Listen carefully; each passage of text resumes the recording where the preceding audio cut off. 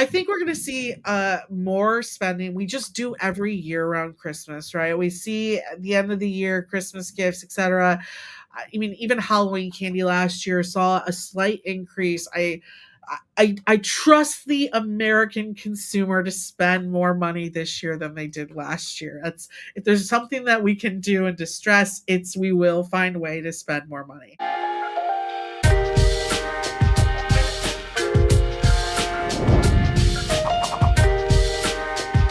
Welcome into another episode of Everything is Logistics, a podcast for the thinkers in freight. I'm your host, Blythe Milligan, and we are proudly presented by SPI Logistics. And we've got Grace Sharkey back with another episode of Freight Friends. She is from Orderful. This is her second show, new gig with the company. As you can see, she's got the flashy shirt on today. And your title, you just told me, and I've already forgotten it. So please tell us again.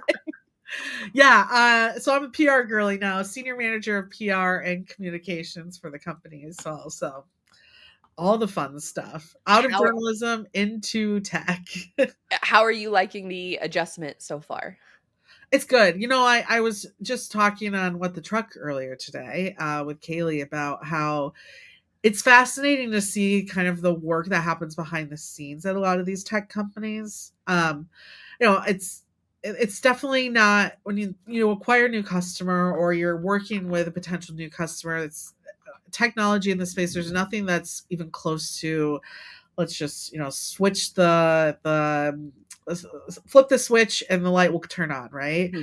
Especially with EDI, because there's so many different guidelines and people build their systems differently.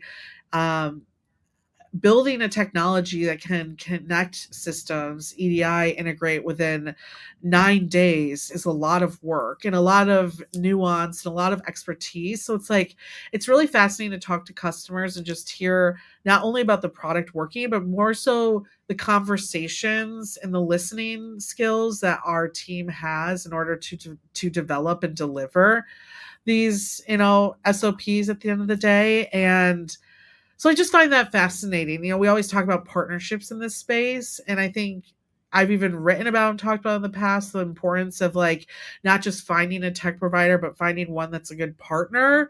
And it's just cool to see that come into effect and truly understand the weight of that relationship as well. I'm sure it helps too, obviously, with your writing and covering experience to know what media outlets are looking for. And then you Yeah. can kind of help position both Orderful and your customers in order to tell a better story, which I think is pretty cool. Yeah, we're working on actually for an event that we're doing in a couple of months. Part of that is we get to upload like a 20-minute webinar, customer story, etc., for everyone to see for a couple of months, in kind of like a catalog. And I was talking with a customer that we're gonna do that with yesterday, and I really enjoyed the time because it did put me back into kind of that writing place where I get to kind of pull that story out of an individual. And it was kind of funny because at first they're like, I don't know what we can talk about. And as I'm kind of pulling on what problems we're solving, how did that happen, what is your life now in this role, it's especially from her standpoint, like she was even saying, I'm not a technologist and this system is just so easy to use.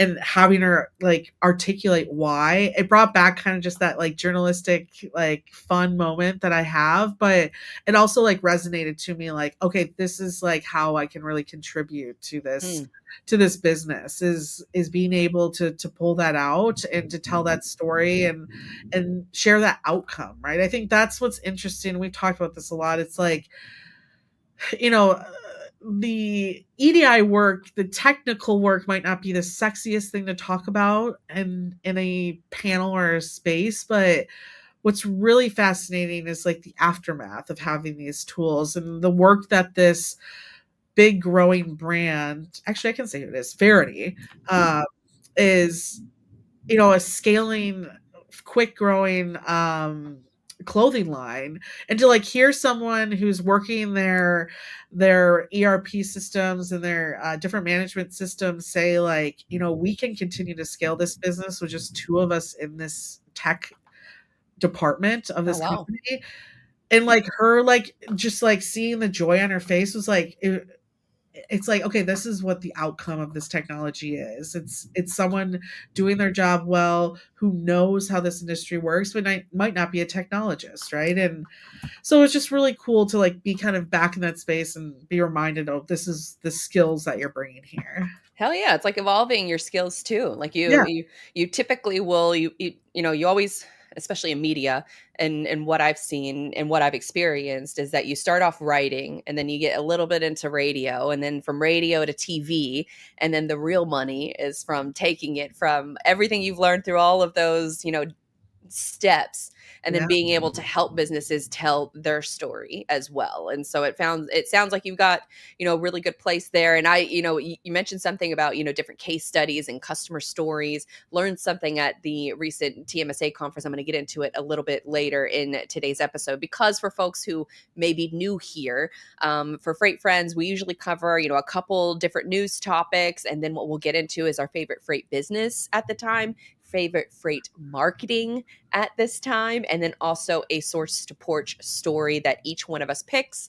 So it kind of gives us the ability to keep an eye out. We're already online, like 24/7, it feels like. So we're paying attention to a lot of different things. And so hopefully this is kind of, an interesting roundup for the audience to take. And for the sake of today's show, what we're going to be talking about, we're going to get into a lot around drone logistics. There's a lot of moving parts that are happening in that space. Is it all hype? Is it, kind of going to be a multi-billion-dollar industry, which some are betting on? Probably. Then we're going to get into some second half logistics market predictions. We are in July, halfway to Christmas. And that feels weird to say, but here we are. right. So we're going to talk about that, what you can kind of hope maybe. Can we set expectations for the rest of this year? We will see. So we'll set that groundwork, and then we'll get into some of the freight marketing, the businesses, and round out the show with a source to porch. So first and foremost, let's get into drone logistics. And so I got a little intro. I kicked it up a notch. So let me read through my little intro for drone logistics, the reality versus the hype. And it says, from buzzing through last mile deliveries to scanning warehouses, this tech isn't sci-fi anymore. It's real, it's scaling, and it's getting funded like crazy. So where drones are making the most impact right now is around last mile delivery, warehouse inventory, infrastructure monitoring, and then some niche use cases in agriculture. We have talked, I don't know if you remember a few episodes back where there were drones that were helping tugboats tie different lines to the ships that are coming in. So that was something that I thought was interesting. So that's happening in the a niche use case in the maritime sector. So for last mile delivery, a couple little highlights. Zipline, you probably have you seen them at all on your Yeah. Twitter/X feed? Well, I've been following them for years because I know that they started off in I believe Africa because of the regulations, right? Well, they started off in Ghana and they were doing blood deliveries. And Yeah, so it's interesting to see like kind of how some of these companies get started. They start off with like disaster logistics or like medical deliveries, these really like time sensitive shipments, but also high value shipments.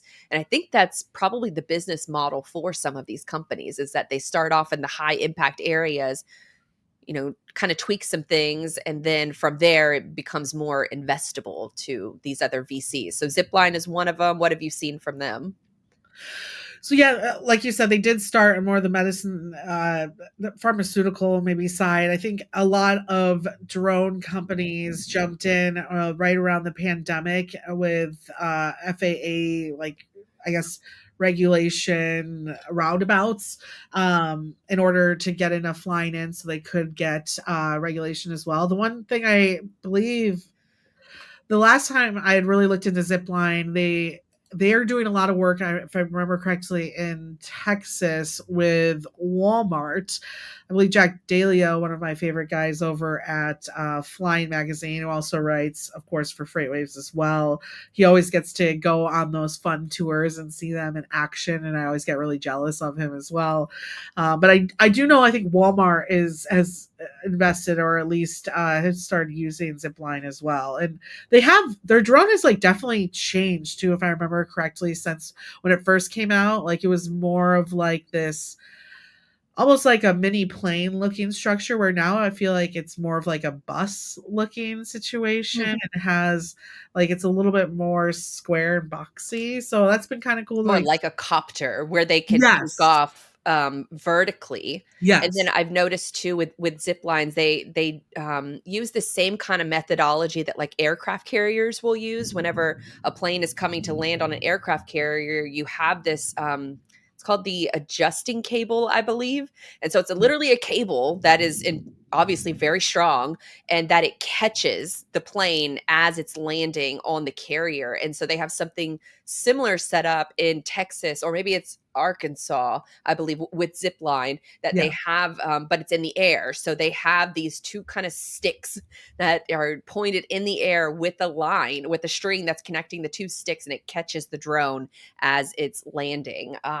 So Zipline definitely is one of them. They have 600 plus daily medical flights in Ghana, serving 12 million people. I believe they're also doing deliveries in Rwanda. So that's, to your point, that's really where they kick things off. Alphabet slash Google, which or is the parent company to Google, their Alphabet's Wing. It's 300,000 global deliveries they've done so far. They're doing 1,000 deliveries a day in Australia. Walmart, you said that they invested in Zipline, but I believe they also have their own drones as well. It's been kind of I think for Walmart, it's kind of been a trial period, because I know that they were trying to do deliveries via drone in Florida, but then they just stopped doing it. And there's lots of factors at play there. So maybe we should get into a little bit of the, I guess, the challenges around it. But first, Shenzhen is another one that is, the food delivery in Shenzhen is in China is already normalized there. I don't know if you've seen any of No. those videos. It's kind of incredible. While I'm talking about it, they have almost these like kiosks, like vending machines all over Shenzhen. Shenzhen is like the Silicon Valley of China. And so they have all of the driverless taxis in there, by BYD, the driverless cars, Yeah. but drone delivery for food in particular. Like if you are watching some of these tourists that go over there, it's like a vending machine that has a landing pad on the top of it. So you can order food from an app. Like the demo I saw, they were ordering from like a KFC. So they placed their order, and the next like closest little vending machine kiosk thing, you can either order at the kiosk or use your phone in order to order and pay. The drone gets your food gets delivered in like less than 30 minutes. They drop it off, and it's almost like their own container system that they developed. So, the container system that got developed for the cargo ships really streamlined a lot of deliveries. And that's what this reminded me of, is this drone that was dropping off a box that was meant for food. And it's specially created, has little handles on the top of it that the drone latches onto.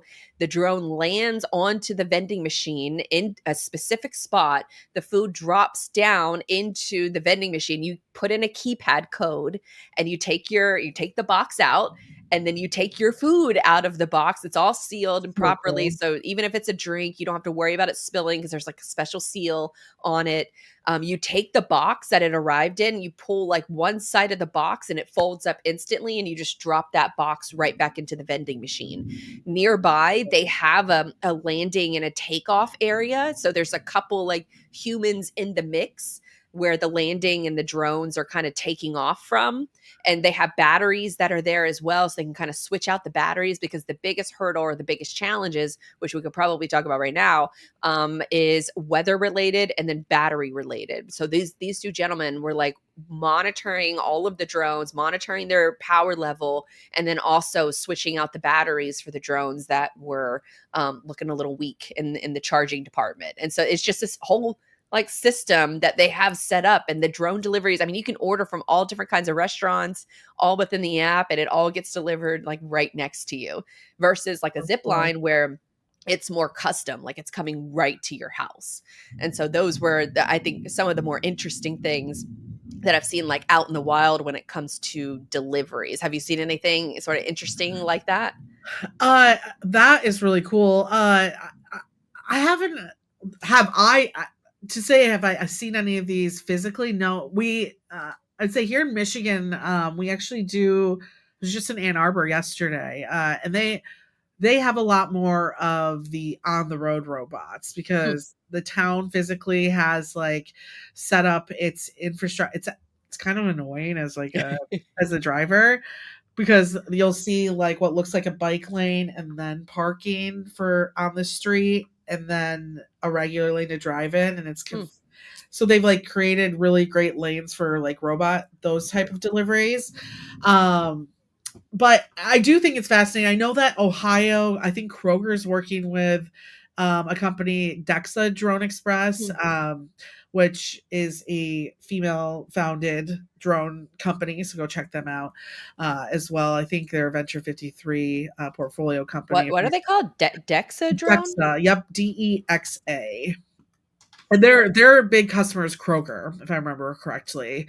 So the same thing you can like because I remember they had sent me like a if you've ever been to Kroger or really any grocery store, right? Sometimes you get those like coupons after your receipt, right? And there's a receipt from Kroger that you get now that's like a free Dexa delivery.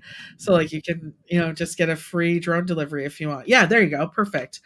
So I've seen theirs and theirs is like more of I believe what they're calling like as a service. Hmm. So like their thing is they'll create the drones. It's almost like it could almost like kind of be like a Waymo experience. So like they build like Oh, the so hardware. the software, or are they building the Yes. hardware?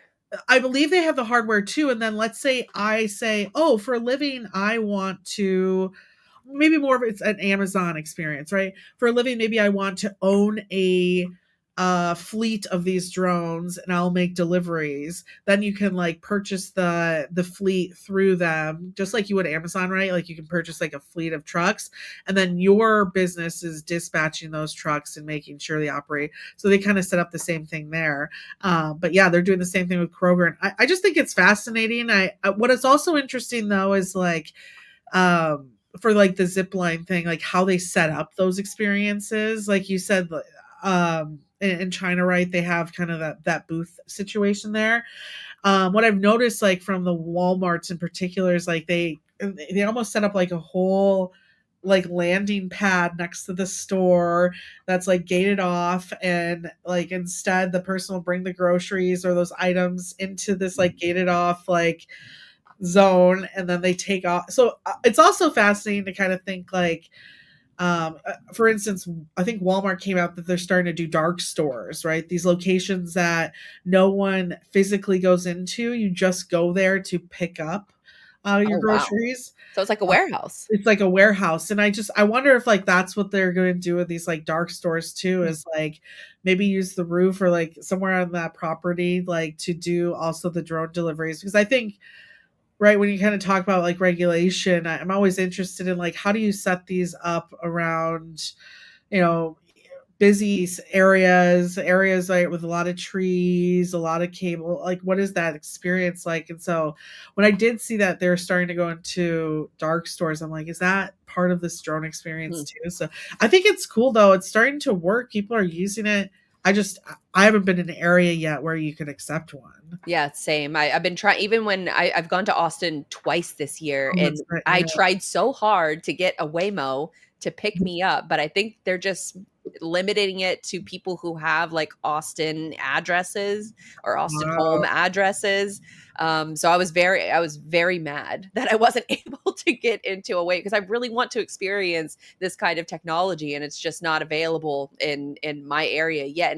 And back to Walmart's like drone kind of experiments, like there's a lot of experimenting going on because there's the challenges that exist are the battery power, and then also from a weather perspective, if it's raining, if Yeah. it's dark, if it's foggy, that can all mess with like the drone's sensors and delivery mechanisms. There's also different ways that deliveries can be made. Like Zipline actually uses like a tether system to drop your package. I Yeah. think Walmart and Amazon, when they were first starting to test these, they were literally just dropping the package in someone's backyard. So I mean, God forbid, if, have something fragile in there, it's not gonna Yeah. probably not going to work in that system. But there's a lot of opportunity here because Amazon, I think in their own study when they were piloting this program, said that 85% of their deliveries are 5 pounds or less. So that is a major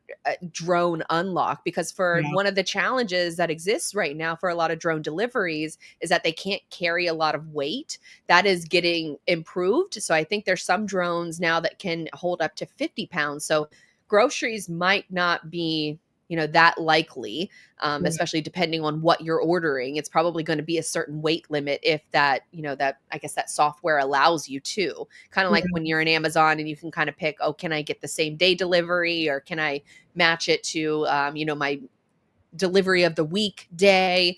So I would imagine that kind of capability would be coming sooner or later. But as I'm talking right now, it's pouring raining in Florida. So um Well, and it's funny too to like kind of think through that problem, because going back into like the technology side of it, right? Like in order to solve that, you theoretically have to go in and every SKU that you are moving, decide whether or not that item, right, could be technically shipped, right, whether it's based off weight, how fragile it is, etc., and then building your system so that, um I'm sure you've seen this, right? If you like, this happened to me at Dick's the other day, right? I was trying to purchase a number of things in store, and at the end of it, it was like, we can't do this in store because this one item is, it has to be just mm, shipped directly, right? mm, And like, so creating the rules in your system to like be able to know, so it is interesting to think like, okay, you could have the drone ready, you could pass all the weather situations, but there's still, I think, just connectivity issues of what exactly can go on there. And I think that's why they've focused so much on kind of, we're just going to stick to medicines, right? Like dropping Tylenol off on your porch, right? Something that we all know can happen, can fall from the sky and probably be fine, compared to sending, like, of course, like, I've seen, I think Starbucks though was like delivering in drones, weren't they? Like, or something. There was like a coffee company, and I was like, see, that's something I don't want delivered by a drone, and well, never. it's interesting you say that, because in the Chinese way, I mean, obviously they're far ahead, because DJI is their big drone Yes. manufacturer. They manufacture, I want to say, it's not close to 80%, but I know it's over 70% of all the world's drones. So they are like the king as far as like manufacturing them. But even with, a lot of their deliveries that they're doing with those sort of like kiosk vending machine type places, the drinks that they were getting were sealed. So they had like almost like a yogurt, and like that kind of seal on top of the yogurt on top of your drink, so it wouldn't spill it all. And so I imagine that there's going to have to be some coordination, for like a Starbucks or for some of these other companies, maybe not hot drinks, but cold drinks for sure. Yeah. Because I think the packaging was also insulated from like the sun or heat exposure, or anything like that kind of messing up your food. But when you think about how many like DoorDash deliveries, Amazon's 85% of their deliveries are 5 pounds or less. Like, how much are we wasting with just general traffic on the road, emissions from these last mile trucks? Like, that there's a lot of waste going on that Totally. this market could absolutely capitalize on. And I think it's going to be, let's see, I think I had it in my notes, 61 billion. A drone logistics market could hit 61 billion by 2029. And it says drone delivery cuts CO2 emissions by over 90% versus vans, like delivery vans. So there's definitely some opportunity. But to your earlier point about like regulatory issues, in order to even pilot a drone, you have to have what's called like the FAA 107 rules, which is the US Mhm. commercial drone use is regulated by weight, altitude, and line of sight limits. So the drone can't leave your eyesight under that rule. Now they're Oh. currently trying to rework that rule. I think it's loosely being called like Rule 108. So then, because that's where the fleet management software is going to come into play, which I think is super interesting if you have an entire fleet of drones, because much like trucks, like you have to know where they're at, you have to know their maintenance schedule, you have to know their power life, and you know, where are they making deliveries, who are they making deliveries to, and so you have to have all of that information as well for your drones, just like you do for your trucks. Yeah, and that's why when I met the Dexa company, like that was more of their focus was what you're talking about, like almost setting up people because I agree with you. I think that market for drone experience is big. Just like again, we saw with Amazon and kind of these like small delivery vans, etc.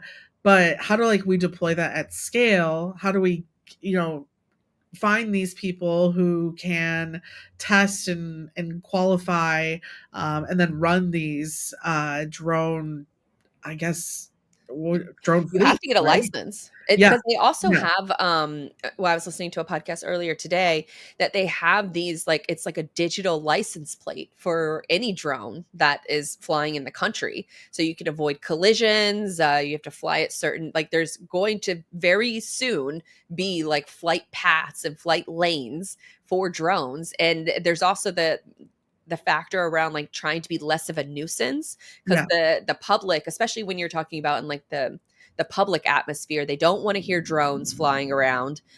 They're still incredibly noisy. They are, you know, the manufacturers are working on, you know, reducing that noise level. But then there's also like the privacy level too of, you know, people see a drone and they automatically think like their privacy is being invaded. And so you have to sort of monitor that perception as well. But there is one place where you don't have to worry about any of this, and that's inside a warehouse. And that's probably like the yeah. best use case for drones right now, because there are self-flying drones are reducing manual labor by scanning shelves and barcodes inside these massive warehouses. IKEA uses 250 autonomous drones across 73 warehouses and in 9 countries, even That's in the dark. So they're doing like inventory counts in the dark.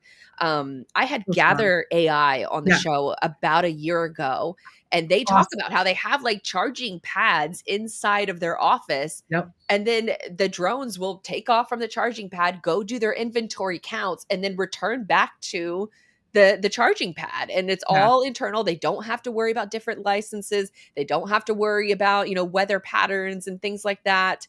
It's all kind of, you know, just built in. Well, and So think there's about like how you can maximize space in a warehouse, knowing that you can.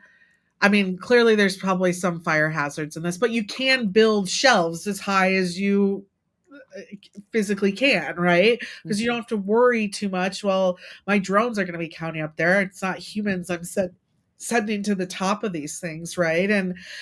Um and again, you can count at any time of the day. You don't have to worry about having a third shift to do any of that. I think that's what's really cool about drones inside is it just like makes so much sense. It's such a safe. It's almost it feels a little bit like the opposite of a problem with a drone outside, where it's like, oh, this is actually helping with a lot of safety initiatives inside, human safety initiatives, right?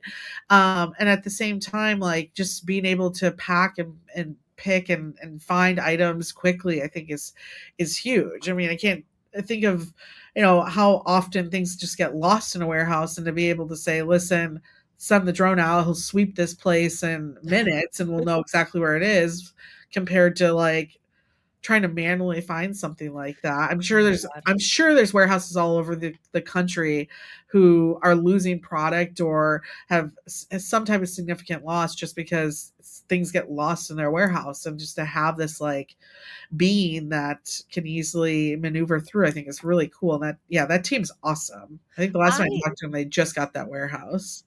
I was wondering too, because I used to work at Costco, and we used to have inventory counts twice a year, where Totally. all hands on deck. It was not you. If you worked at that company, you had to be there on inventory night. You were assigned a certain area, and you had to count everything by hand. And so it was just all hands on deck kind of thing, and you have to do it twice a year. So I'm sure that's the case for, or was the case for a lot of other companies that aren't utilizing, technology like this. So I'm curious if the Costco workers out there, if anybody's listening, chime in and let us know how they're doing inventory counts, because I would love to know if, because I mean Costco is a pretty much a warehouse, Yeah. and so when you're inside there, I wonder if maybe there's something that they could do with like their own like inventory counts via drone, that are happening at night, so it doesn't have to be like the all hands meeting at the end of the day.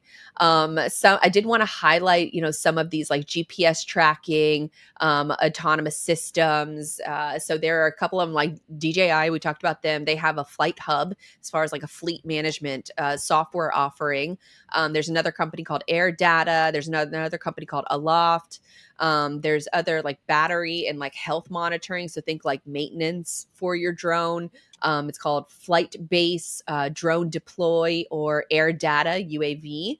So there's a few companies there that are almost like your fleet management software, which I think is just super cool that we're watching like some of this stuff like unfold, and what are they learning from logistics experiments across the world, and then how it's kind of different, or I guess the application is different, for all different sectors of the world. But if kind of when I was watching the video of like the Chinese drone delivery, because they're so far ahead when it comes to drone manufacturing and just drone deployment, it was interesting to see like what is working in their society. And I kind of think that with those kiosks, I don't think we're too far off from apartment buildings or even your own home, like having a little helipad Yeah. for drone deliveries, and that is just a marked space for the drones to make the delivery, and they drop those packages off, and that's your little landing pad, not just for buildings and not just for kiosks, but for your house as well. Yeah, poor gig workers, right? Just when they thought. No, I think it would be cool. I just and it's I think my well, and this is more of a societal issue.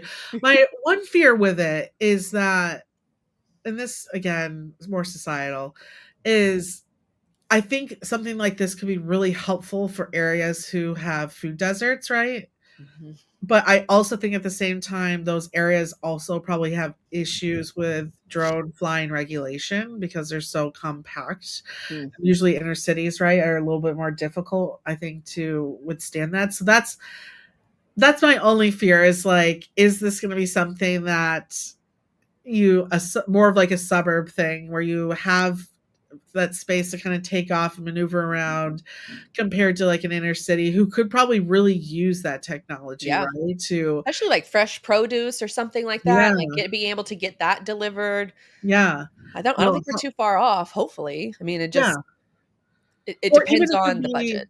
it could be a situation too where it's like you're saying, almost maybe like a block or two share one and that can help. But it will be fascinating to see how it starts to explode more. And I think once we have more states, I think accepting of a lot of this technology, we'll see more of it too. I think this also the sad side of this though is my poor state, who loves to see snow and rain throughout the year, is probably going to have a little bit more difficulty deploying that because of weather purposes Mm. compared to states like yourself that stay a little bit more dry. Well, Well, it's I don't know. literally Not today. thundering Yeah. outside right now. We're at the time of the year in Florida where it rains every day. So what are they Yeah. gonna do about a state like this where it's raining from like 1 to 4 p.m. or has a high chance of rain between those time frames? I guess Yeah. maybe more late night deliveries or more early morning deliveries. That's probably a better, I guess, method to take. But it is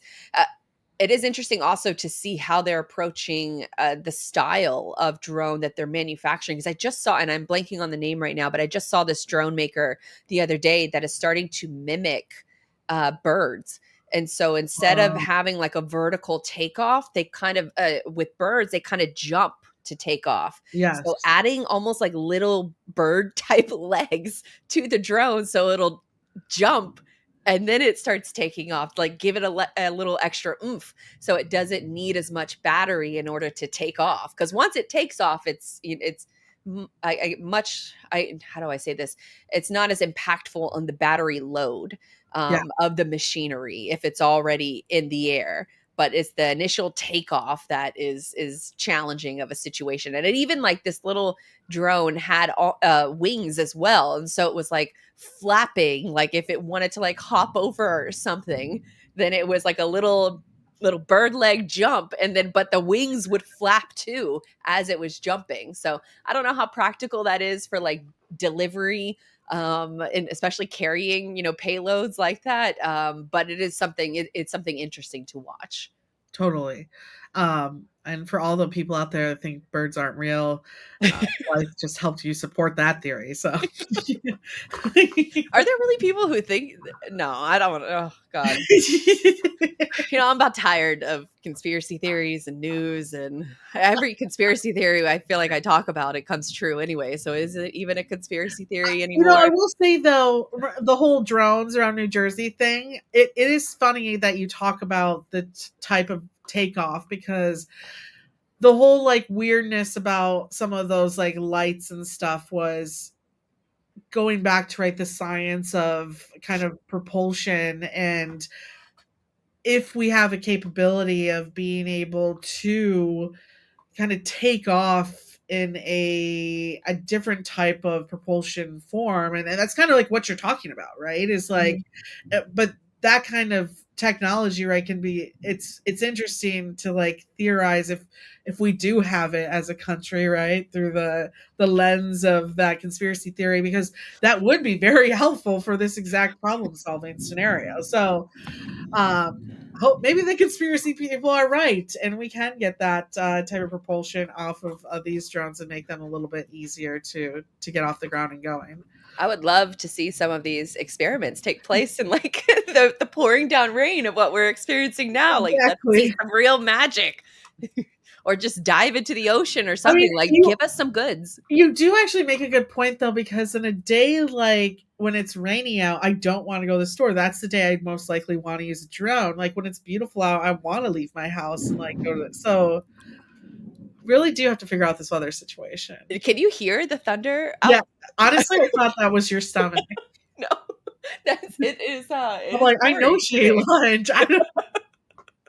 I was like, I did start listening to it. I was like, and I know the listeners can hear it because I can hear it.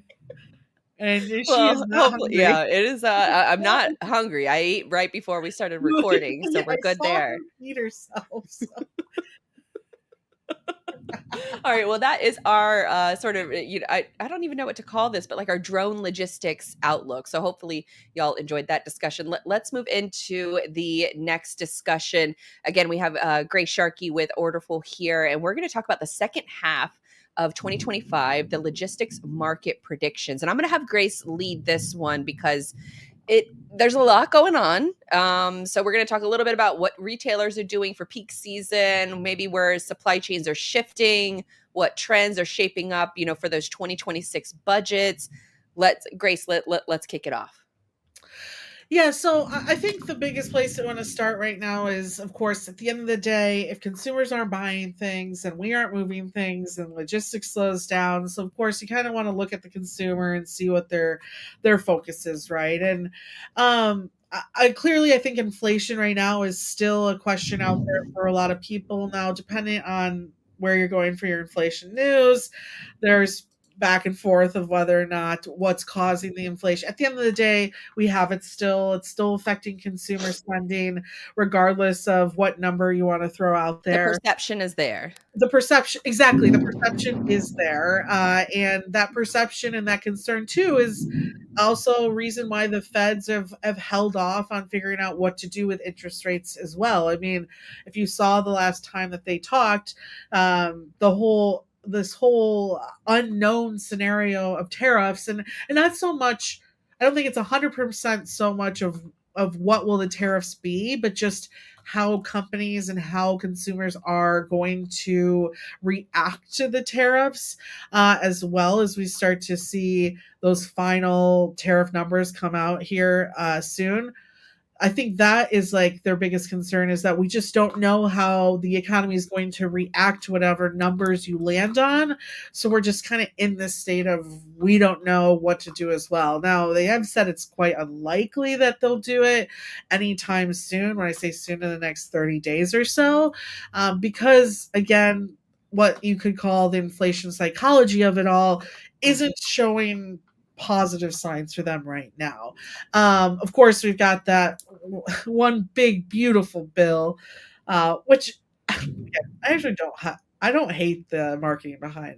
I love giving bills a fun name. He loves to phrase things. Yeah, He's a he marketer. he is low key a marketer. I said that someone like, and for as someone who's like maybe doing this job more on a day to day basis, I don't hate him for understanding the storyline and sticking to it. Like Well, I yeah, see, the sleepy Joe Biden, and yeah, or even he just knows how like, to name something. yeah, the way that how good he is at reminding us it was Biden's fault is almost, at this point, from a marketing perspective, like, boy, do we want a CEO who understands the talking points, So You got to repeat it 7 times, right, in yeah, order for somebody to buy. exactly.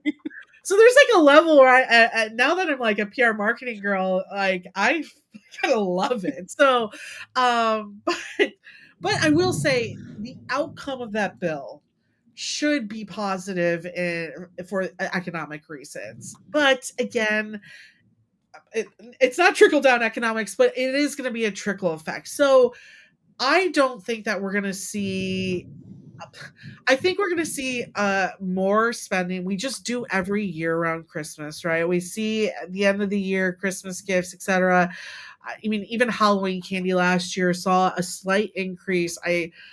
I trust the American consumer to spend more money this year than they did last year. That's, if there's something that we can do in distress, it's we will find a way to spend more money. We're really good at that. Now, will that be through buy now, pay laters? Will that be through loans? Will that be hoping that we can file our taxes as soon as possible and get that check at the end of January and just get through that time period? Probably. That's the American as well. We're always trying to find a way around. And so I don't think we're going to see anything crazy that we didn't expect. I honestly think we'll see probably trends much like we saw last holiday season, much like we saw the school season. I do know that a lot of, especially for more of the school season products, early fall products, etc., going back to school clothes, all that stuff, I think we started to see shippers bring that stuff in early, trying to some of the potential tariff rules that they'll have to deal with throughout the fall. So I think in terms of inventory, I don't think we'll have a problem. But if we all remember correctly, a few years back, right, people kind of responded this way. We had a lot of inventory in, which meant that, there's a lot of inventory we had to get through over the second half of the year. So I again, I just don't think that if there's carriers out there watching or like, I can't wait for rates, I don't think you're going to see rates start to spike up. I also don't think, as much as we're doing in regulation for the trucking side, I agree. I don't think we're going to see just like a complete wash of the market due to any ELP mandates, etc. I think maybe we'll see kind of Uh, drivers The moving around. ELP is the English Uh, language proficiency, right? yeah, yeah. I really don't think we're going to see a huge impact on that market. I think that shippers are already have been planning on it, have started to put those rules in. If there's anything we know about logistics providers and brokers, they're going to be clever in how they use their carriers and use them appropriately, right? Yes, will there be shippers who say don't bring this person who can't speak English well into our facility? Sure, but there's sure as hell going to be a lot of shippers who don't overly mandate that, and that freight will get moved as well. So I don't see any of that impacting the market. So honestly, I think we'll see kind of just the stagnant year. Hmm. I don't like see when it comes to maybe a recession. I think we would have saw signs of that by now, to be honest with you. I think maybe that delay in the tariffs kind of helped with that. I think I want to give maybe the consumer credit to kind of avoid that situation. Um, but we'll start to see what is coming in through a lot of these ports and see what consumer spending is like, and what, Amazon Prime Day and all of that will look like as well. Because I think Amazon Prime Day is either happening right now or next. It's right now. Yeah. I was going to bring that up because one of the, and this is very anecdotal because it's only one Amazon seller that I saw say this on my X feed, and he Uh-oh. was saying that sales were way down, but he expected Uh-oh. it. Yeah. So what he had done is raise prices on. I mean, this is kind of typical for a lot of Amazon sellers. Is ahead of Prime Day, they'll raise their prices, so then that way the discount looks much deeper ahead of time. But he said even with then he knew that sales were going to be down. And I think what's interesting about this sort of economic situation that we're in is, over the last 5 years, it was like this dramatic increase in things that we buy. And then it was this dramatic increase in experiences. And then now it kind of feels like, are we like kind of evening out? But then also with all of the uncertainty around tariffs and just that becoming like a kitchen table conversation, Yeah. is making people kind of reel in their spending habits, which I could argue probably needed to happen. You made the point Totally. earlier about, people putting like DoorDash and Klarna recently Totally. announced a partnership where if you are paying payments on a DoorDash food delivery, you have no business ordering DoorDash. And we have a record consumer debt. So we have all of these things that like the chickens are going to come home to roost eventually. And maybe all of this sort of uncertainty around the economy, maybe that it has forced people to take a step back from their probably irresponsible spending. I know it's had that effect on me, Yeah. especially from, like my ordering habits from like Timu and Shein. Like Yes. it's fallen off a cliff for me. Yeah. And I've heard that actually Timu is in a lot of trouble business wise. Like they've had to raise prices all across the board. There's a real danger of them just running out of money in general, following kind of the pattern of what happened to Wish. Totally. They're not getting that de minimis exemption anymore, which, anything under $800 shipped into the United States was arriving tax free.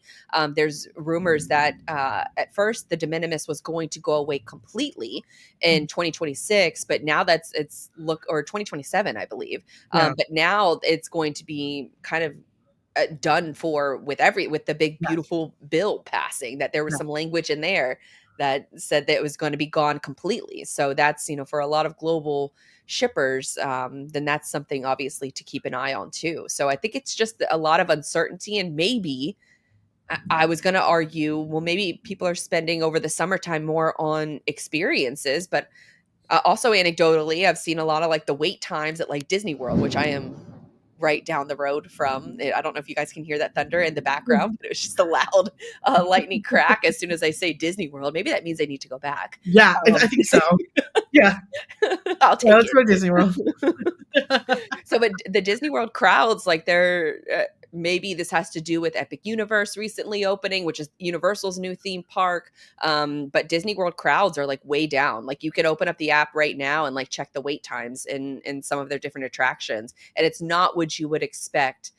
For a summertime, families vacationing to Disney. I think a lot of their money is actually going to cruises versus the theme parks, which admittedly need a lot of work, a lot of maintenance, a lot of revamps. RIP Two Rivers of America and Tom Sawyer Island. I don't want to get started on that, but Yeah. I know, pour one out for Rivers of America. Yay, can't wait for Cars Land. Dumbest decision in Magic Kingdom history, but that's just Pour one out for for the water that will no longer exist inside of Look, Magic the Kingdom. listeners right now are like, did this just turn into a Disneyville It podcast? can, no. It did.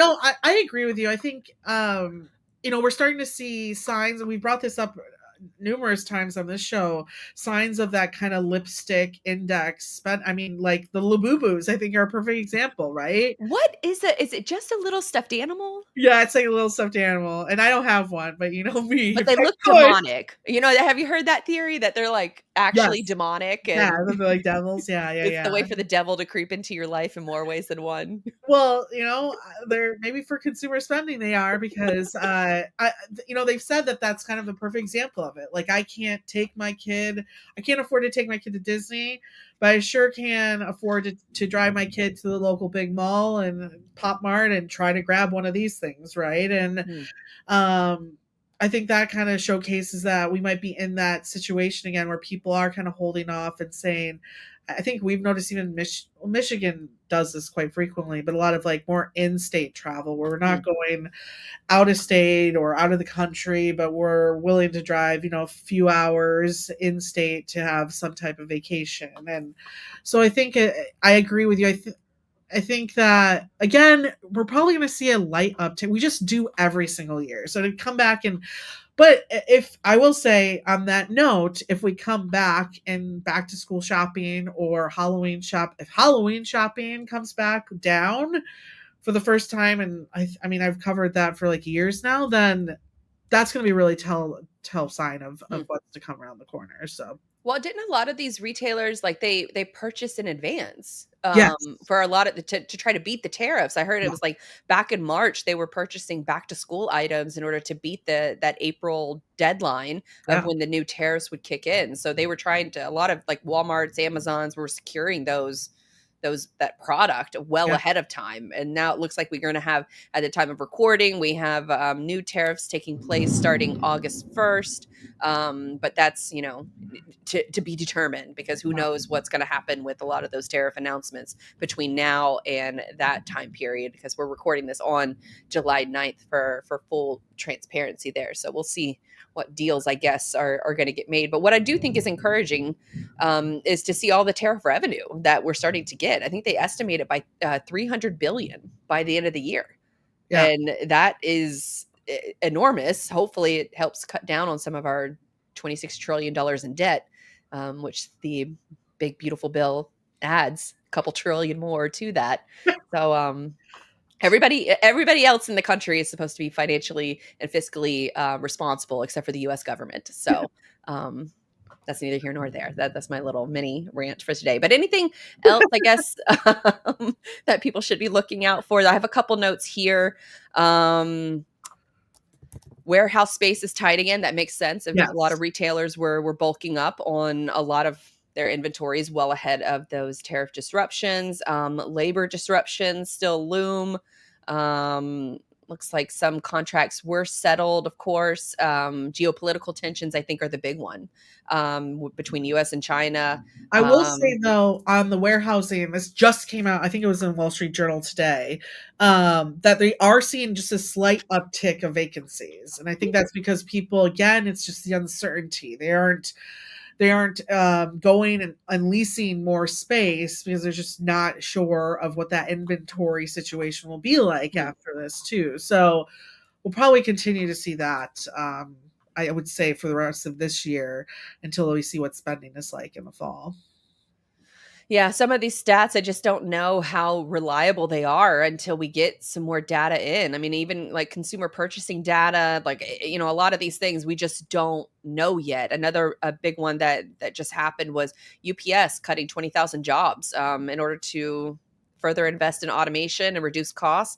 We talked earlier in the show about drones, didn't mention UPS, but UPS is one of those companies, also DHL, that is piloting a lot of different, for lack of a better phrase, piloting a lot of different drone initiatives for some of their deliveries. So when I saw that they were making cuts, I was like, I wonder if that's a big reason why. And I don't know if Um, this is the case for you inside your Amazon account, but UPS was whenever you may go to make a return, UPS was always like the number one option. Now I have to click see more to pick UPS. So it's like Whole Foods, Oh. it's a couple other retailers. It's a new one in there. I'm blanking on the name. So it's Whole Foods, which is obviously Amazon owned, a couple other retailers, and then you have to click see more in order to choose UPS. So I thought that was interesting. Maybe that relationship is, there's some cracks that are starting to be shown. Probably, yeah. No, you're probably 100% right on that. And on the DHL stuff, it's probably a lot of the warehousing stuff, right? They're Mhm. just not sure what that's going to be like. So investment on a lot of that stuff will pause. Yeah, especially being so e-commerce heavy of what DHL is. Like UPS seems maybe a little bit more Yeah, totally. diversified Yes. versus like a DHL, which is almost all Yeah. e-commerce. Yeah. Um, And okay. global, which is really fun in a global trade war.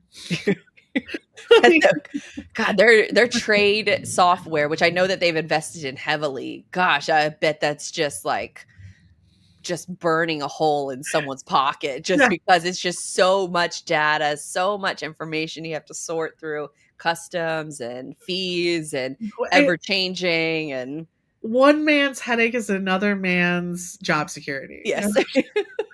That's I mean that yeah, that's very well put. Any last remarks and with the the second half market outlook, or do you want to move on to the next topic? Let's move on to the next topic. Yeah, I think we Okay. covered it.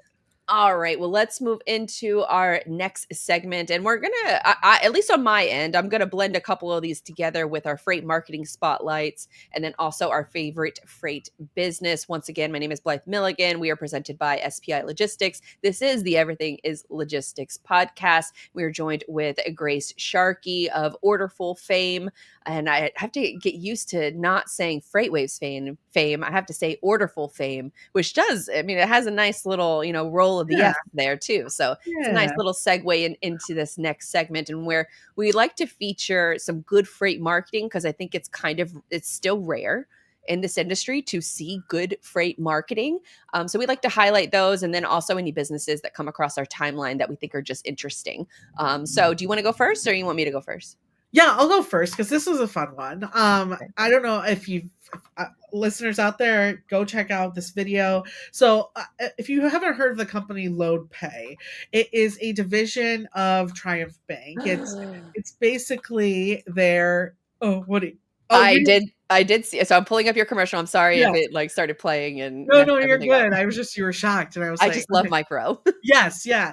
So again, and we were talking about this prior to the show starting, right? Like understanding who your client is, what they're passionate about, what's going to speak to them, and so LoadPay is this new function of Triumph Bank, and we'll kind of get into it a little bit more in a second because it is a part of my cool business initiative as well.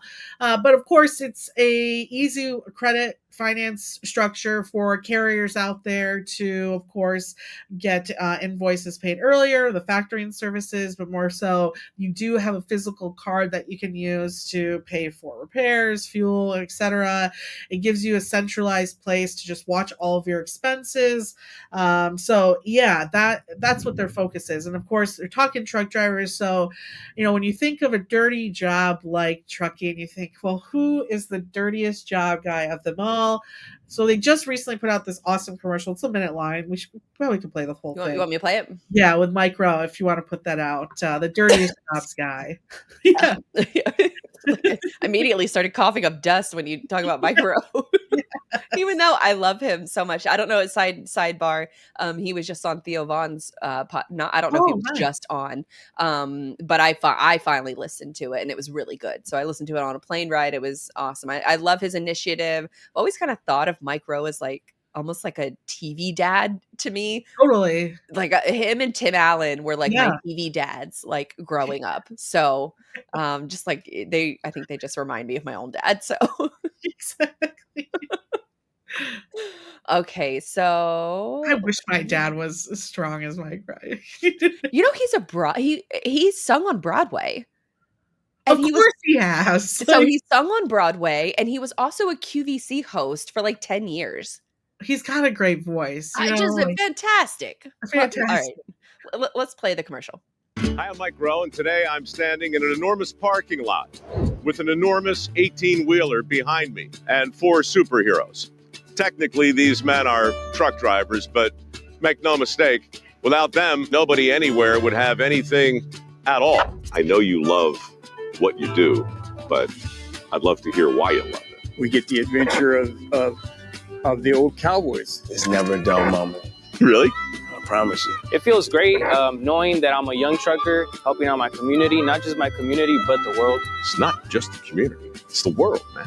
I think a lot about the sacrifice that you guys make. I watched my son grow up from about 5 or 6 to 8 years old on the screen. Let me ask you the most ridiculous question I've ever asked anybody before.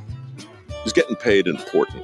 Very important. What am I looking at here? The payday accelerator, load pay. What's that mean for you? Load pay puts money in the owner's pocket within minutes instead of having to wait anywhere from 3 days to 45 days. We accrue so many expenses just from driving to point A to point B. It's all about cash flow. I don't want to ask too obvious a question, but just the basic premise of getting paid as soon as you finish your work seems like a pretty good thing. Oh, absolutely. Yeah, like in freelance, isn't getting paid when you finish your work just the best thing? We love micro. But I do want to point out a couple of even deep lore positives about this commercial too. So I would highly suggest, if you're listening to this, to watch the commercial, because one, you got a voice that your audience is going to trust, right? So that's right off the bat awesome. Two, you'll notice that when they talk about the actual load pay tool or application, they don't have that coming out of the mouth of someone at Triumph or someone at LoadPay. They have those details coming out of the mouth of an actual user, a truck driver themselves, right? Which I think is powerful too. Having your actual client explain the product like that, I think is awesome. Three, maybe 3 or 4. 3, diversity within that group of different drivers, right? And I don't mean diversity just in terms of race, all that, but also just ages, right? Because trucking is going to get into the different generations, and I think it's important. I just feel like I don't see enough of younger truckers on trucker sponsored or focused marketing campaigns, and you're ignoring not only the future of your business, but a great pool of individuals who are making their way into this industry. Last but not least, you might have, and this is you're gonna have to watch it to catch it, but they picked influencers. Each person they talked to, they showcased their Twitter handle. They picked someone they knew was probably important in their little niche space within the trucking industry. We understand it's fragmented, and it's with that means you have to find these little audiences. I haven't got a chance to go check out all of their content, but I'm sure they kind of focus on different groups and different types of trucking, and it was executed and planned, I think, very intelligently, and I'm excited to see how LoadPay takes off. And to be honest with you, I actually put that down as my favorite business segment as well. Is what Triumph is doing with LoadPay in particular, and what it's doing to expand its financial services. So, what really, and shout out to Cody Griggs over at CH Robinson, just because I know this is something that she's been a part of as well. And we just love a woman in STEM who's killing it. So shout out to her over there. But they're starting to work with Triumph to deliver these extra services through partnerships as well with a trusted company like Triumph. They know most drivers are set up with them. Why build our own finance solution when we could just partner with one who's figured it out, who has the infrastructure, who's built this, who has won over the carrier audience, and who I assume before they went into this already had implemented, their, whether it's Triumph Pay or some type of factoring service with a large number of CH Robinson carriers to begin with. If you watch as well, the recently had come out that not only are they doing load pay, but Triumph is going to be basically white labeling their factoring services for brokers, which is going to be huge. And wow. I think a lot of factoring companies are going to have to really fight to keep up. That's why you see DATVA outgo. I think that's why you're seeing some of these other companies buying more of these financial firms, because they're realizing, hey, for us to build this and also to finance that is going to be a lot. So why aren't we working with someone who already has built this? And if you read any of Aaron Graff's letters to their shareholders, he touches on this. We've built this already for people. And I think the way that they're running the factoring division right now, from the way that he spoke about it in letters, sounds like it's not, you put a lot of work into building that technology, and I don't think it's I don't want to say it's not paying off, but it's how they monetized it isn't as positive as they had thought. So this is kind of their pivot into finding a way to make that division more profitable. Why not white label it? Let's CH Robinson, and I'm sure we're going to see other big players in that space too start to utilize that service as well. So that's kind of my it's maybe favorite business, but just business in general that I'm watching, because I think it's causing a really interesting ripple effect in the industry as well. Yeah, that's a good point, because they also Triumph just purchased green screens, like one of Yes. like the just I don't want to say up and coming because they've been established for like a long time, but they kind of I think they got started in what 2019, 2018, and Yeah, then and that's rocketed all in part. valuation. Yeah, and that's a part of what they Graph calls their intelligence unit that they're Mm. adding, right? It's okay, we have all this payment data, and the cool thing about even payment data too is like there's a level of it that's also showing you, right, like where the carriers are. For instance, like when we talk about fraud, if I have three invoices that delivered today and I know that your trucking company only has two trucks, like there's a red flag. Right? I know it's a lot more technically detailed than that, but just to kind of layman's terms it, right, you can use that data for a lot of really interesting uh analysis in this Mm. industry, and they're realizing that that's what we have. And so I'm very interested to see how the data plays of the next like decade go in this industry, because I think people are starting to realize, oh, this is more valuable than I thought. And Triumph, I think, is one of them, and they're making moves to correct that and move forward in a more positive direction. So it's a Yeah, fun one. that God, data is so hard. I'm telling you, right? I just building like I'm doing a So, show yeah, on this in the totally, you get future it. with the cargo wrecks. I mean, it's just so. I mean, even my own building cargo wrecks and then building like search engines on top of it, which we're on our third crack of it now. Third time that we are revamping the search engine around the data set, because it's not just recording the data, but it's the data integrity to begin with, and then how do you make that data searchable plus valuable to the intent of the person who is making the query. And Yeah. it's just, I have so much more respect for what Google has done. I mean, we take it for granted how we could just pop Google open, or even Amazon, or, a lot of these different sites, and you can just put a couple keywords in and they feed you back, mostly what you want to see. And it's so challenging. So my hat is off to anybody that works in data and is trying to filter through, a lot of this different, just large amounts of information and try to disseminate it to where it's something that is useful to someone. But that's actually a perfect segue to go into my favorite freight marketing and, a quick business spotlight that I wanted to put on. And that is, have you heard of Import Yeti? No, I saw it on the notes and I was like, I almost looked it up, but I figured I'd let you. So Import Yeti allows you to find suppliers for any company. So they were at the recent TMSA, Transportation Marketing and Sales Association. We had our annual Elevate conference. One of their co-founders, Dave, was giving a session there. So Import Yeti, they gave me this mug. I don't know if you can see it. Cute. It's a cute little So Yeti that's on cute. the side of the mug. But what's Oh, really cool about it is because for Import Yeti, where it's useful is, say like I'm a broker and I want to find out where some shippers are at, or maybe some new shippers. Maybe I've, specialized in a certain kind of commodity and I want to find more customers like that because I have a proven track record. Well, you could find any product. Maybe it's yoga pants or Yeti water bottles or whatever. And you can go to Import Yeti. And if you can sign up for free, but the paid plan is much better. And you can search up any supplier. You can search shipment records and import records and find them all. And so with this mug, what they do is really cool. So they have certain target customers that they reach out to with like these highly specified marketing campaigns.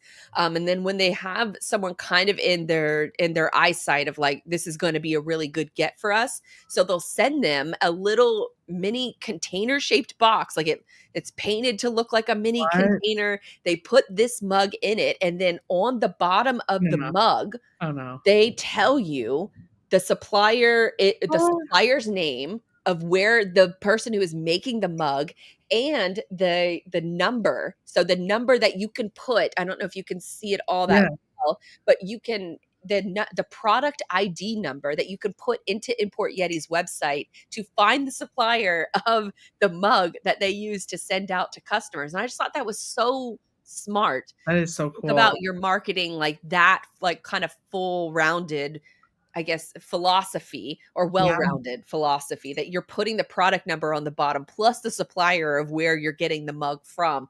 Hopefully there's some kind of like a trade deal that they worked out there with the supplier that, hey, your company is going to be at the bottom of all of our mugs, give us an extra couple bucks off of the mug, and make it really cute. And so they have some really cute branding. But a couple of the other things that he was talking about during his session is that they treat sales copy like a science experiment. They said one example that they had a stat about improving retention by 40%. So they're telling their customers that they can help them improve their retention by 40%. But his audience, the people weren't believing a number that high. So yeah. they dropped the number to 19%. And once they dropped the number to 19%, like they're pretty much cutting it in half of their own success rate, suddenly folks kept reading. And when he says reading, like his emails, his case Oh studies, my God, what? they said that level of honesty and testing was enough of a significant improvement to have them close deals on new customers because the customer's perception was, or the lead's perception was, is that number is not That's gotta attainable. be Like, a lie. you're bullshitting me. And so they dropped their own success rate retention number to 19%, and it led to more customers because of it, because it made the stat That's a little bit more believable. that's They also genius. make cold outreach fun. So they send out those mini shipping containers. They also will send out flip phones to HR teams just to prove how broken internal systems are. So it's kind of like the opposite of spray and pray. It's specific, it's relevant, it's memorable. They also use data to pre-remove objections. Another thing that they do is with all of their marketing is inside of HubSpot. So even like their case studies and things like that, if they see readers drop off of a certain page of their case study, they'll rework the entire PDF. So then that way they can improve retention or improve readability. So then that way the consumer is reading until the very end of the case study. Oh, So I thought that was really interesting. Snail mail also, we have talked before about how direct mail yeah. and snail mail are like hidden marketing gems. Import Yeti is kind of proving that, and they're taking a more of a creative approach to that. So I thought that was super interesting. And then they use HubSpot like a lab. I already kind of talked about that one. But yeah, that was especially, I guess, co-signing off of the case study is you kind of think like case studies, like nobody cares about case. I personally had this opinion walking into TMSA this year. It's like nobody cares about case studies. Stop making them. Like they're, I don't want to say they're BS, but nobody reads them, nobody cares, nobody downloads. It's actually the exact opposite. I was so totally wrong in that. Import Yeti is kind of proof to that. We had a shippers panel as well at the event, and all of the shippers on the panel, I mean, it's technically anecdotal, but 3 of them said, I love getting case studies. I want to read case studies. And I was like, Jesus, okay, fine. Like, Well, and I think it depends on the case study that you use too. Like I've actually, and again, I've only been doing this job for like a month, so take it for granted. But um I've noticed that we actually do get bigger responses and from the case studies that we put out compared to just like maybe a blog. But the case studies that I have focused on and have kind of put out there are like famous names, right? So like the liquid deaths of them all, and I did a PBR one, Pabst Brewing Company on the day before 4th of July, oh, right? You're nice. like going into that, Right. and that's, I mean, even today is like still doing really well. And so I think I think it's how are you attacking the case study? Who is that case study with? Is it with someone that people are going to instantly be like, oh, that's a growing company, or that's like a legacy in this industry. That's someone we need to talk about, like being just strategic about it. But Now, Now, are you making people download them in order No, to get them? not for all of them, but that's something that we're starting to look into as well, as doing more of that kind of stuff. So now, no, not for a lot of them are blogs right now. Look at us, like, but that's something we should Open be. strategy. I Yeah, was I just know. wondering because, I well, know, someone like had we're asked gonna me have a strategy talk now. well, someone had asked me the other day, like, do you host webinars at all? And I was like, no, I haven't hosted a webinar for any of my own companies, God, since like 2021. But I remember them performing pretty well, and the guy was like, well, we just really like, it was a potential podcast sponsor, Yeah, and the guy was like, well, we just really like webinars because we get a copy of the email address. And yeah, it's like, oh god, yeah, I guess I need to think about that. I just always think of, my marketing mindset has always been just put it out there, put your message out there, blast it out to as many platforms where people are hanging out as much as possible, and get them into following you, get them into subscribing to your email newsletter. And then when they're ready to buy, you're the first one at top of mind. But as I'm starting to build out a lot of these different marketing campaigns for these podcast advertisers, like that's what they're looking for. They're looking for ways to justify their marketing spend to their bosses. And so exactly. can I provide that to them? So case studies came to mind. I did hear of another recently, this marketer that I follow on LinkedIn. She's really good, and I'm sorry I'm blanking on her name. But she said that she doesn't even write case studies anymore. She takes all of the sales notes, like the sales recordings, and she takes the transcripts of those, and then she turns those into case studies. And I thought, oh my God, So smart. that is super smart. And how she delivers them is she Yeah, requires, emails to be downloaded. So that makes a ton of sense. And I probably will start to do, I got some content plans in the works for Cargo Rex. It's a little bit more of a higher level than like or a higher production level, I guess. And probably will do, I don't know yet. I'm working on the plan, but thinking of some different round table type content that, we'll start after the Labor Day holiday, because I'm not doing it in July and August while we're working on this damn search engine. But yeah, it's a pain in my ass. well, and you know building this what? I company. think something that we should talk about, though, and we'll think for next month, is I'd love to get into the discussion with you on how you're adjusting your maybe SEO strategy based off LLMs Oh my God. instead of Google. If you were again just listening, I know. I reminded Blythe of a headache she probably already has. It's so, But it is fascinating to think that people now, instead of like, I have an EDI for example, order flow, right? Who do I go to for EDI?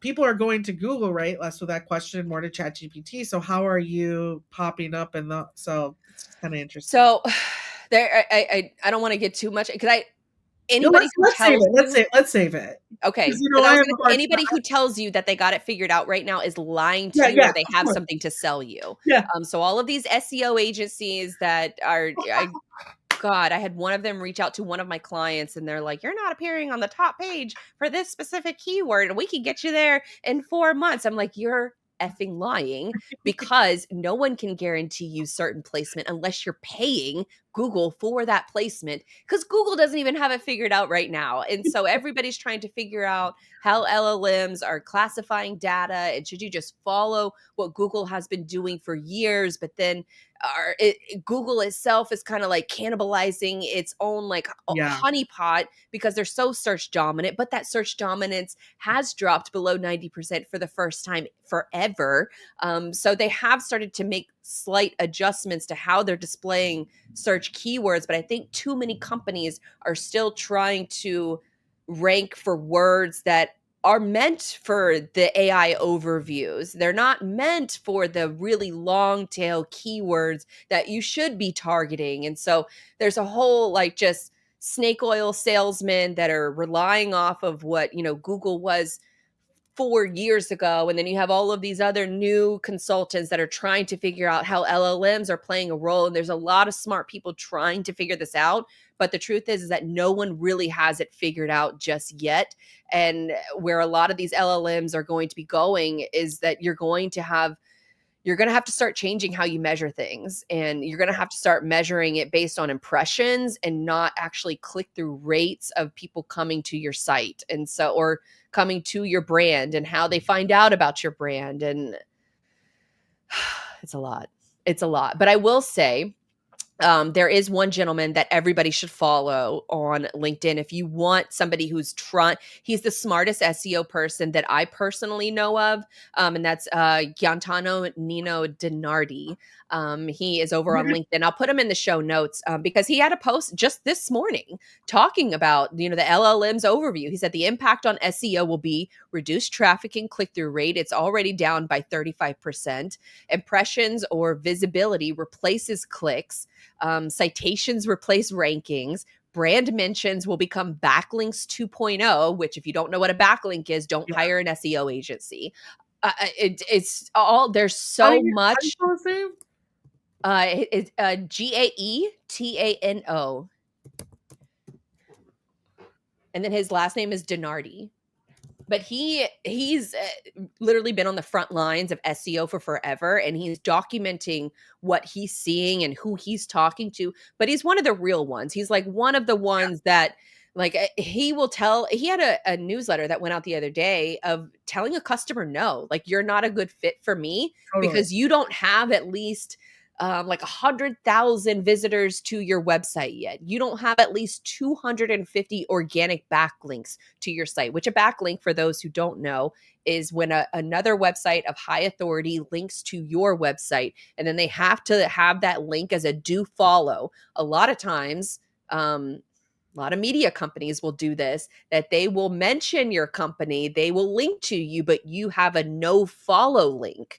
And so you're not getting that credited backlink, because when you get the credited backlink, then that shows tools like SEMrush, Google, Ahrefs, all of these other SEO type companies that your brand is trustworthy enough that this other brand is going to link to you. And then your domain rankings come into play. How old is the domain? How many companies are linking to you? How much of your content on your site is internal linking into other kind of like content webs? There's, sort of the wheel and spoke model where you have one phrase and then you have all of these like spin-off phrases that you can target. That's shifting a lot from how do I change a tire on this car to it's completely different to what's the ideal tire for this car this year and this model, but I'm going to replace it in 2 years. That those long tail keywords are where you want to put your money. And then you also want to make sure that there's intent behind that. Yeah. So we're trying to solve a lot of those different questions, and what people are answering and how they're answering it, how they're finding the answers is the biggest one. Yeah. Trying to tackle that on Cargo Rex. And we're seeing some promising signs. But it's just, if Google doesn't have it figured out, then the LLMs haven't got it figured out. Yeah. And then everybody's just throwing spaghetti up against a wall and seeing what's going to stick, because it's some of this stuff, like the shady, ideally you want the shadiness to be gone. You want all of the AI slop to not rank. The problem is that over the last 20 years or so of the internet, we've had a certain level of bot activity, and now it's just on steroids. And that AI slop they're trying to gain control over how you even measure it. And so it's a whole mess. I don't know if there's light at the end of the tunnel. That's my soapbox moment. And I think so you see what happens when you bring up SEO? Yeah. I was like, went on like a 15 minute that's why I started with, maybe next time we dive into it, but But this is what this is what all marketers are trying to do right now. I just had a client send me a whole SEO breakdown yesterday of like the things that they want to address on the site. And I'm like, we don't even know what we're fixing and what we're fixing for. Like, we know what we're fixing, but are we fixing it in a way that's measurable for the internet of tomorrow? Yes. And how people are going to be experiencing the answering of certain questions. And I think for a long time, the internet has survived on answering It's exactly why you see like recipe blogs where they give you a whole spiel before they get into the actual recipe, is because that format is what Google has rewarded for a decade. And that format is out the window now. And Yeah. so all of these different content creators are getting slammed by it. But that's because a lot of their work has been so easily replaceable.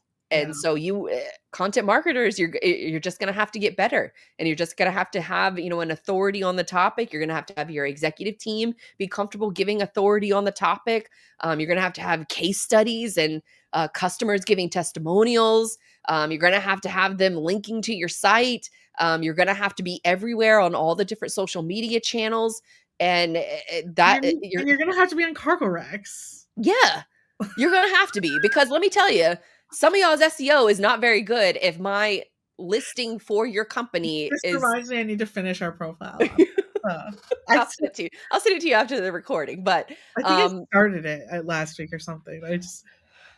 For those folks, if you're looking for Giantano's, I think that's how you say his name. Yeah. I've heard him on a podcast a couple times. So I will link to that specific post in the show notes in case you want to follow him, because we're all trying to figure this out in real time. But at least this guy is like showing some real data. He works with a lot of different heavy hitters, and he's not afraid to tell a company, no, like, you're not a good fit for me to work on your SEO.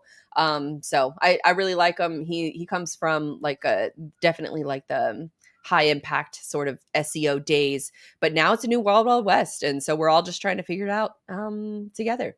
Love it. So, okay.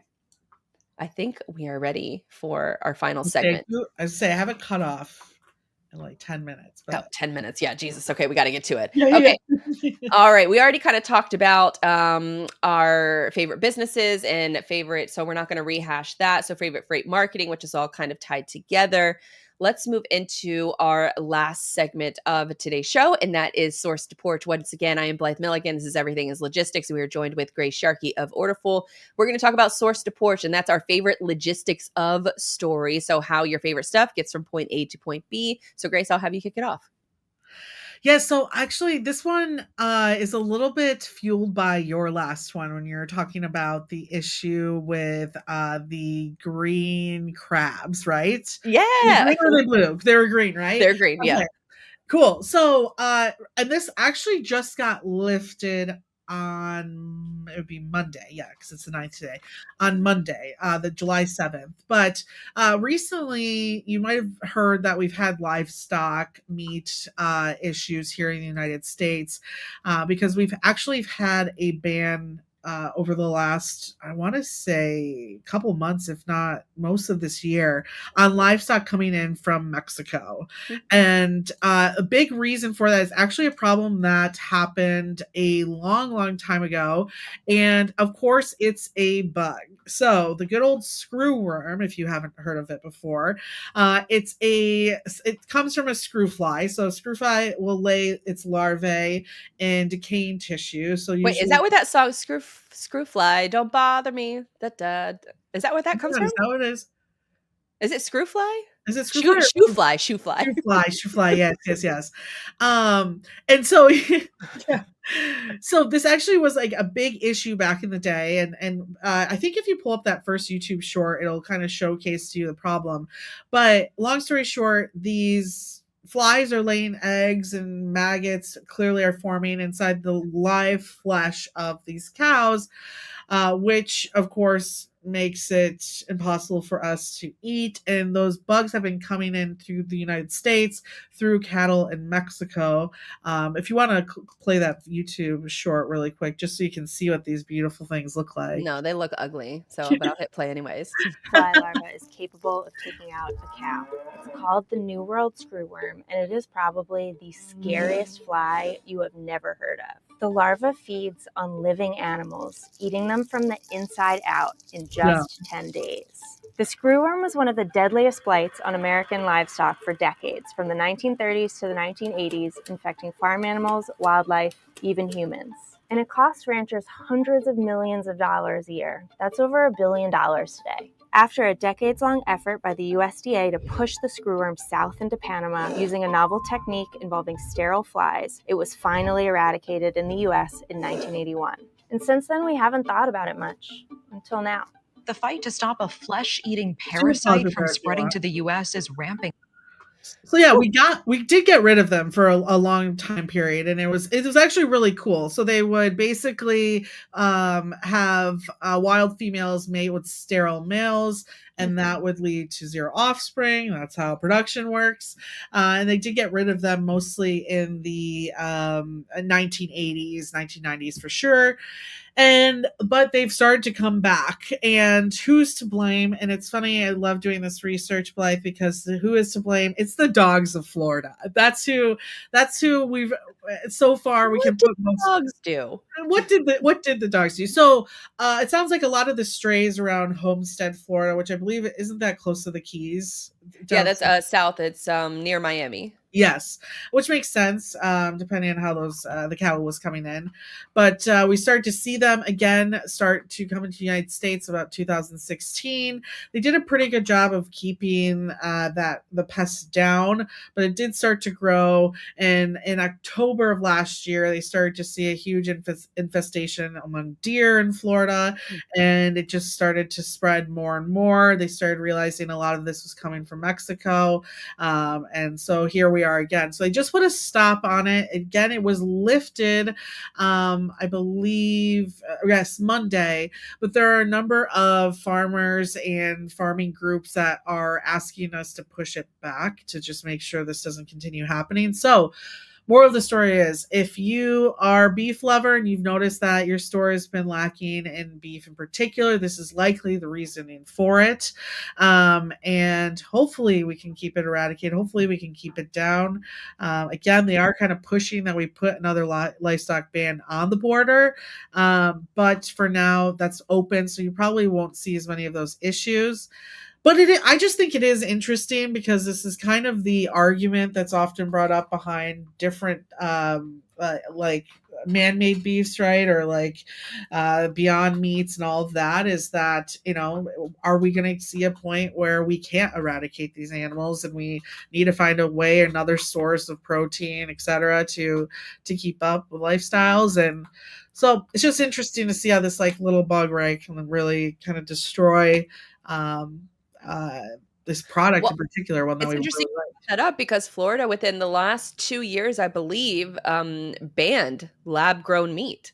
So instead of sort of letting Wow. the market play out, where allow consumers to have the freedom of choice, Yeah. what is marketed as by the state's governor, Yeah.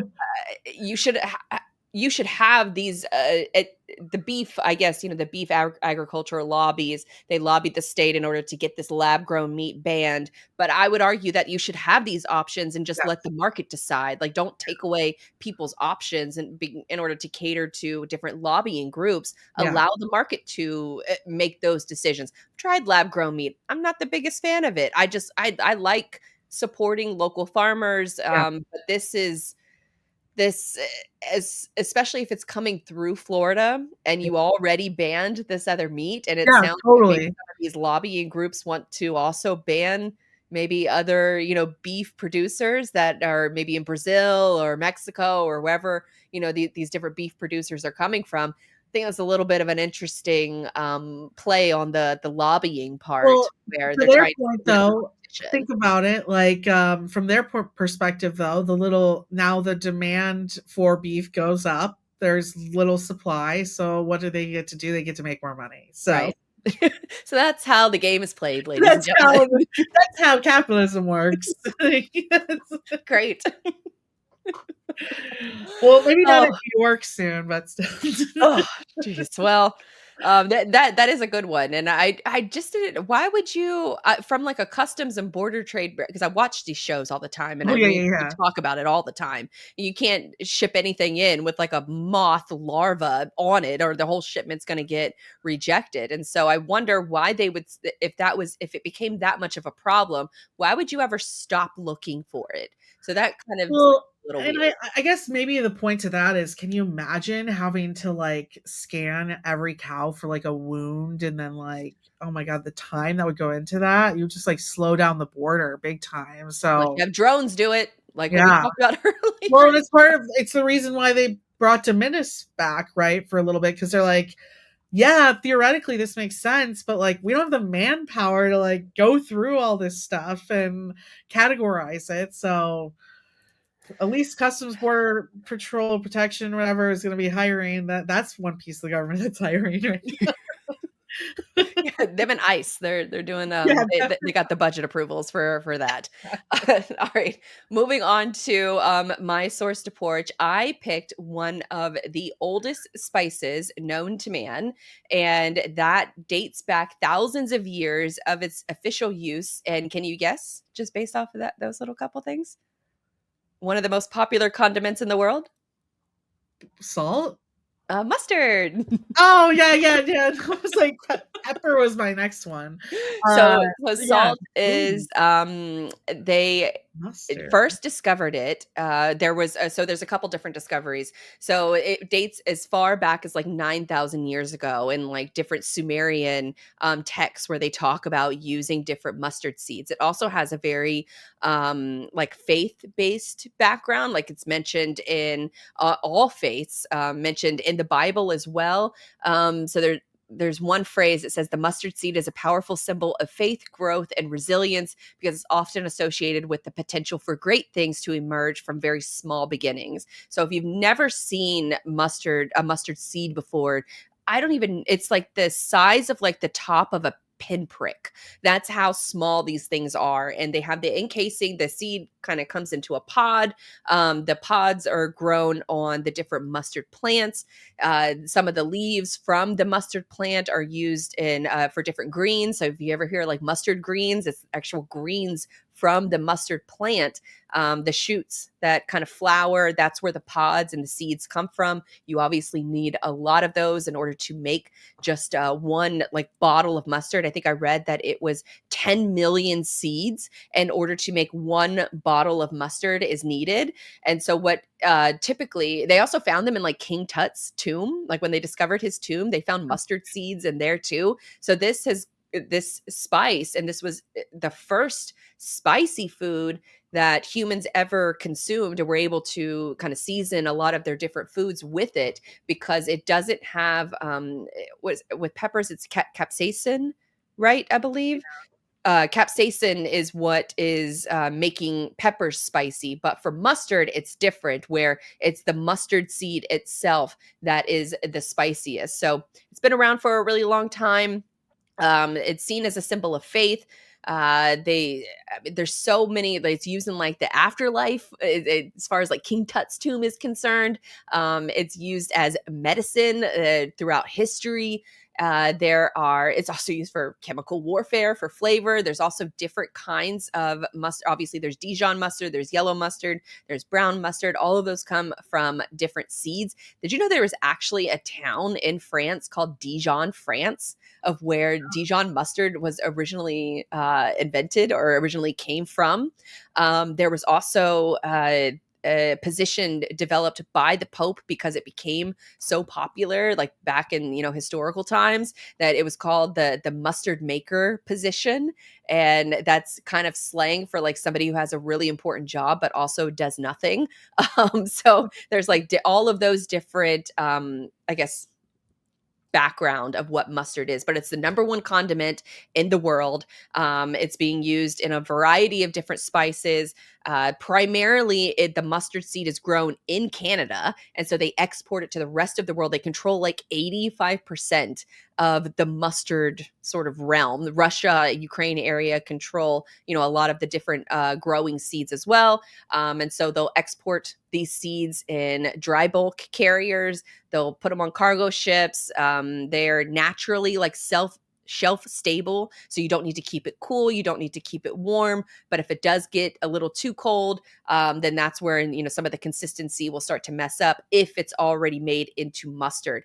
Typically what they'll do is they'll take these stone grounds. A lot of the stone grounds that are used to make chocolate are the same stone grounds that are used to make the mustard seed. So you have to remove the outer shell around it and then smash up the mustard seed itself. And then that's where some of the color is from, except for the American version, which is French's yellow mustard. It was started by a couple brothers with the French last name, French's yellow mustard. And so they started it up, and it was almost, they use white mustard seeds. And where the yellow color comes from is actually from turmeric. So they add turmeric to it, and usually like a vinegar base, to keep the mustard shelf stable, so it can stay in your shelf. It doesn't have to, be refrigerated for very long. Yeah, I think that's about it for for a lot of the mustard crops. We did have a shortage back in 2022 because Canada was hit hard by a drought. And then also around that time, I think it was 2022, that the Russia-Ukraine war started. So you're like number one and number two exporters for mustard, or for growing the mustard crop, were severely impacted from that.